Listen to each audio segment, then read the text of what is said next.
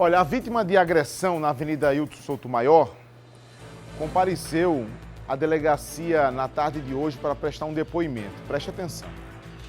Eu estou falando do caso dessa agressão que aconteceu no meio da rua, certo? Envolvendo um homem e uma mulher.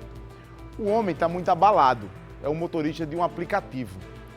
Ele preferiu não falar com a imprensa, devido estar muito abalado, mas essa confusão toda aconteceu, muita gente vendo. Imagino que tenha sido uma vergonha danada o que aconteceu, mas a reportagem com detalhes, você vai entender tudo, é do Lucas Macieira. Um instrumento de trabalho completamente destruído. A mulher que passou aqui no José América aqui agora, bateu no carro do cara, ó. Depois desceu com o tacão que saiu quebrando o carro do cara todinho aqui, ó. Tudo isso como consequência de um ataque de fúria.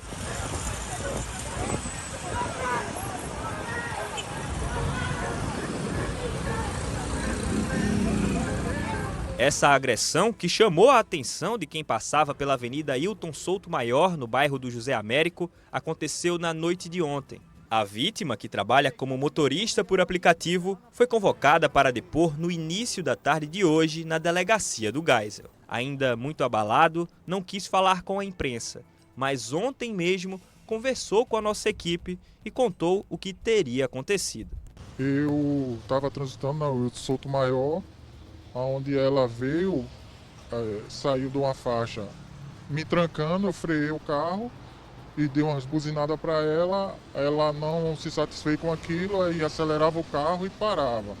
Acelerava e parava, até chegar num ponto de eu voltar para a faixa e ultrapassar ela. Ela pegou jogar o carro, quando jogou, aí não deu mais tempo de eu tirar e a gente chegou a colidir. Até então eu desci do carro com a intenção da gente resolver, como se acontece, normal. Mas aí ela não quis conversa, já foi desceu na mala do carro, pegou um taco de beisebol, de madeira e começou a quebrar os vidros do carro e me agredindo. Chegou a me agredir ainda com um soco, mas eu não revidei, me ameaçou. Ela disse: eu quero lhe matar, quero lhe pegar, se eu lhe pegar eu lhe mato. Ela com um taco de beisebol na mão e eu sempre me afastando dela, sempre me afastando e ela atrás de mim. Eu acho que na gravação que os populares lá gravou, vê eu me afastando dela. Só que chegou um tempo que eu cheguei junto dela e ela pegou, deu um soco em mim. Mas eu não revidei. Ela também foi convocada para prestar esclarecimentos na delegacia do Geisel, mas só na próxima terça-feira. Nesse caso específico temos aqui o crime de dano, que é um crime de ação penal privada, já que pelas imagens que estão sendo veiculadas, houve dano nos para-brisas, traseiro, dianteiro, nas laterais do veículo. Então se verifica realmente cenas fortes aí, além do crime de ação penal privada, o crime de dano também é o crime de ameaça, que é um crime de ação penal que depende de representação. Imagens de uma outra briga de trânsito envolvendo a personal trainer também ganhou repercussão no dia de hoje, dessa vez em janeiro deste ano. Uma câmera instalada num carro registrou o momento em que Luana bate boca com um outro motorista, próximo ao viaduto do Cristo. Um inquérito também foi instaurado nesse caso.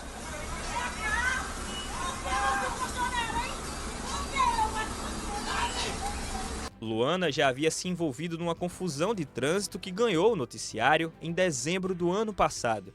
Naquela ocasião, ela foi agredida por um motoboy na Avenida Beira Rio. O homem disse que apenas foi se defender das agressões dela e que Luana teria caído e por isso se machucado. Nesse caso, o inquérito foi concluído e o motoboy foi indiciado por lesão corporal. Ele simplesmente botou a moto na horizontal, assim, na frente do meu carro. E aí eu buzinei para ele sair, porque o sinal tinha aberto. Quando eu buzinei, aí ele fingiu que ia sair na moto e freou a moto. Aí meu carro bateu, ele virou.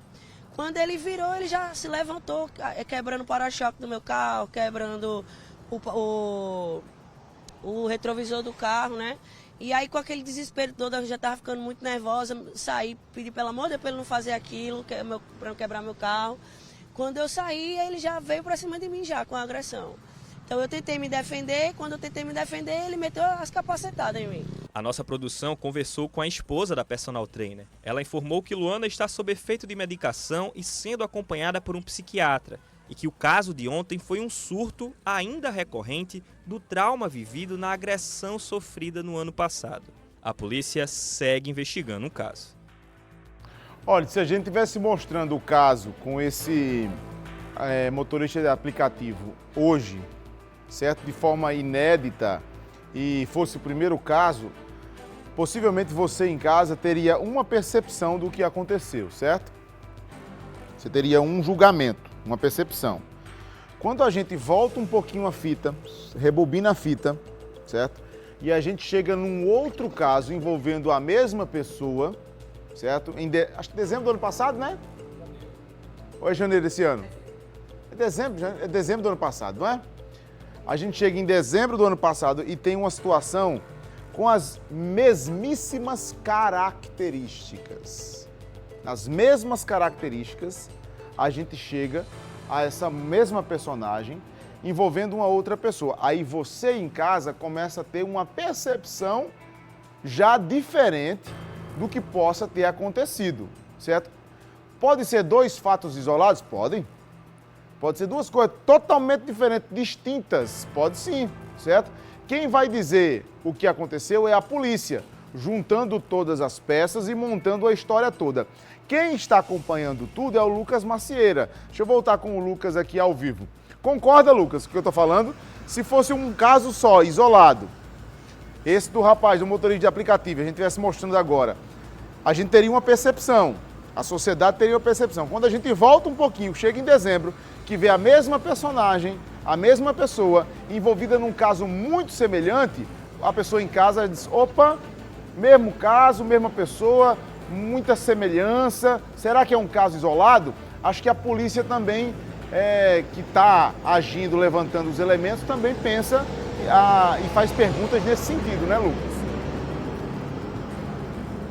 Exatamente, Fábio. O que chama a atenção nesse caso é justamente isso, né? A recorrência em que essa personal trainer, né, está aí inserida nessas confusões de trânsito e nessas confusões junto aí com agressões, né, com violência, né? E nada justifica agressões de nenhuma medida, né? A gente é preciso reforçar esse aspecto, mas, por exemplo, no caso do motorista por aplicativo, que aconteceu no dia de ontem, eu estive lá, né, como vocês acompanharam agora há pouco na reportagem, lá na delegacia do Geisel, para acompanhar esse depoimento, né, que ele foi prestar, e por todo cuidado, né, com esse zelo ali, com as partes envolvidas no caso, a delegada, a Ilmara, ela teve esse cuidado de justamente chamar as partes em dias diferentes, né? Hoje foi a vítima, né, o motorista por aplicativo, a personal trainer só foi convocada para a próxima terça-feira, e eu acompanhei como foi que chegou, né, esse motorista por aplicativo. Ele estava realmente assim, muito abalado, né? Chegou ali acompanhado de um familiar, conversou comigo, tranquilo, mas disse que não queria gravar, estava realmente assim, até com os olhos vermelhos, digamos assim, né?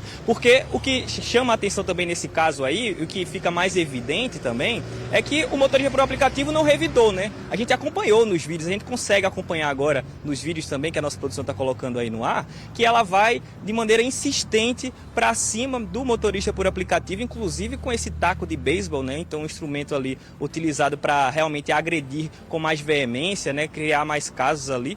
E aí ele tenta só se afastar, ele fica o tempo todo se afastando, ele não revida em nenhum momento, diferente do que aconteceu lá no caso de dezembro do ano passado, que foi o momento justamente que ela foi agredida, né? E naquele caso a polícia fez a investigação, concluiu o inquérito, inclusive foi o delegado Francisco Azevedo, ele concluiu o inquérito e ele indiciou o motoboy naquela ocasião, que foi ali na Beira-Rio, né? Próximo ali ao bairro de Tambalzinho, ele indiciou o motoboy justamente por lesão corporal. Só que aí surgiram, né? Após o caso de ontem, surgiu uma nova imagem, como a gente também acompanhou lá próximo ao Viaduto do Cristo, de uma nova confusão envolvendo a personal trainer com outro motorista, né? A gente consegue acompanhar nas imagens, mas é esse caso aí em janeiro deste ano e também com esse mesmo modus operandi, digamos assim, como você bem destacou. Ela novamente ali partindo para cima, né, desse outro motorista. Um inquérito também foi aberto nesse caso, e só para deixar claro também para o nosso telespectador, nesse caso de janeiro, próximo ao Viaduto do Cristo,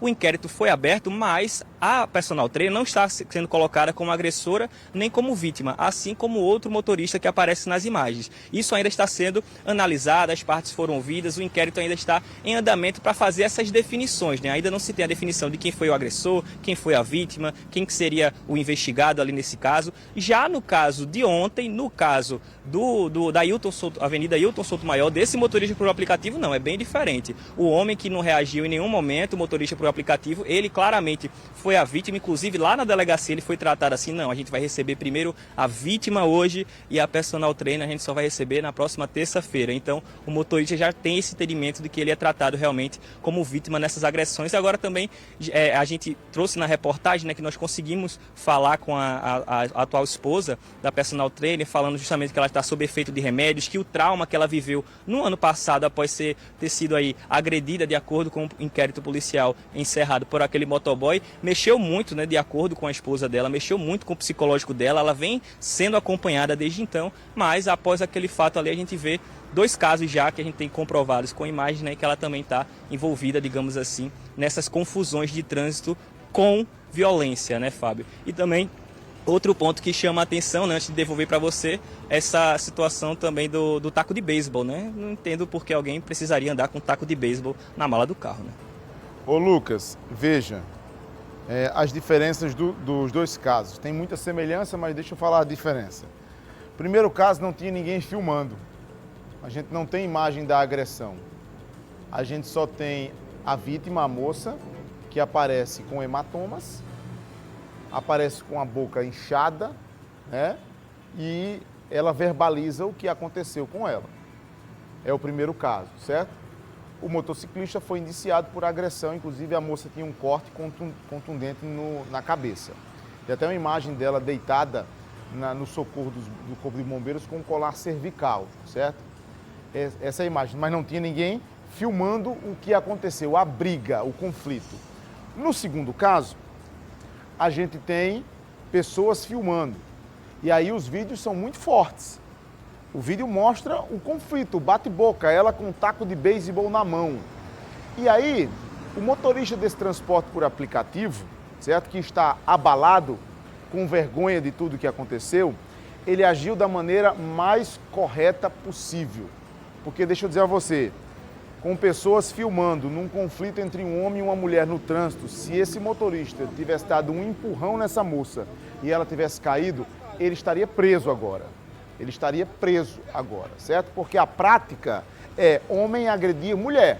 Não estou dizendo que a lei está errada, que a justiça está errada, mas o princípio parte que um homem vai agredir uma mulher no trânsito, certo? Então parte desse pressuposto. Neste caso, a gente tem imagens e a gente tem a moça com um taco de beisebol na mão. E aí as imagens são fortes, ele agiu da maneira correta em não revidar a agressão contra essa moça, viu?